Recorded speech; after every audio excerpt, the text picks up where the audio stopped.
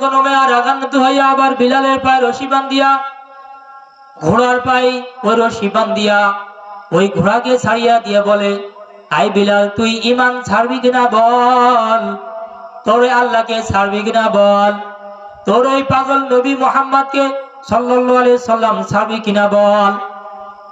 এই কথা যখন উমাইয়া বলে, বিলাল তখন বলে, আল্লাহু আহাদ, আল্লাহু আহাদ। দিলের ভিতর কি মহব্বত ছিল আল্লাহর প্রতি, এত মারে রক্ত বের হয়ে যায়, গায়ের পিঠের চামড়া গুলো ছিলিয়া ছিলিয়া যায়, ঘোড়া দৌড় দেয় উত্তপ্ত বালির পর দিয়া, আরে কালো চামড়া গুলো ছিলিয়া আল্লাহর রক্ত বের হয়ে যায়, তবুও বলে আল্লাহ আল্লাহ। আরে আমরা দুনিয়ার মহব্বত পড়িয়া, দুনিয়ার মায়ায় পড়িয়া, আহায় কিছু টাকার মায়ায় পড়িয়া, হব্বুদ দুনিয়া রাসু কুল্লু খাদিয়া, আয় দুনিয়ার সম্পদ মাল হলো, দুনিয়ার মাল সম্পদ হলো ক্ষতিগ্রস্ত।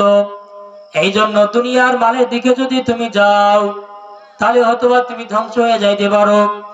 আল্লাহ যদি চায় তোমারে ইমানের পথে রাখতে পারে, কিন্তু অধিকাংশ দেখেন দুনিয়ার সম্পদের ভিতর মানুষ কি হয়ে যায়। সালেবা রাদিয়াল্লাহু আনহু, আমি একটা ঘটনা, সালেবা রাদিয়াল্লাহু আনহু বলেন, ওগো আল্লাহর নবী, আপনি আমার জন্য দোয়া করুন।